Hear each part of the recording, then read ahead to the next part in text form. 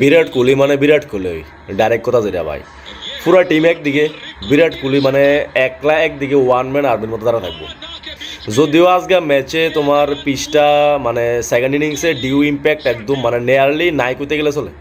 তো তোমরা তো জানোই ডিউ ইম্প্যাক্ট না থাকলে মানে সেকেন্ড ইনিংসে তোমার ব্যাট করা খুবই কষ্ট হয়ে যায়, ঠিক আছে।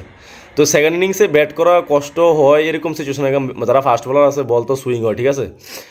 এরকম সিচুয়েশনও বিরাট করে একলা তারা সিরা 100 রানের উপরে করে গেছে, একলা তারা সিরা, ঠিক আছে। হার্ষিত রানও খুব ভালো খেলছে, এরপরে রেড্ডিও খুব ভালো খেলছে, কিন্তু একলা তারা সিরা পুরাটা ম্যাচ কাছাকাছি লয়ে যান। লাস্টে যে মানে শটটা দিছে না, লাস্টে শটটা দেওয়ার একটু মানে টায়ার্ড আসলো না, অনেকক্ষণ ধরে খেলতেছে, পিছের ভিতরে তারা রয়েছে, টায়ার্ডনেসের কারণে শটটা একটু লুজ হয়ে গেছে, মানে একটু লুজ শট হয়ে গেছে, যার কারণে ক্যাচ হয়ে গেছে, এটা আরামসে ছক্কা আসলো।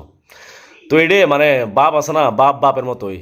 তো বিরাট কোহলি আজকে দিক দিয়ে 100 উপরে করে গেছে, আর বিরাট কোহলির যে ছোট ভাই আছে বাবর আজম, এদিক দিয়ে 1 রান করে আউট হয়ে গেছে আরেক দিক দিয়ে সেরা। তো এদিক দিয়ে মানুষে কম্পেয়ার করে বাবর আজম রে বিরাট কোহলির সাথে, কাছাদারও নাই ভাই, বিরাট কোহলি ওই। যাই হোক, congratulation Virat Kohli for your 54th ODI century. আমরা সবাই খুশি বিরাটের লাগিয়া।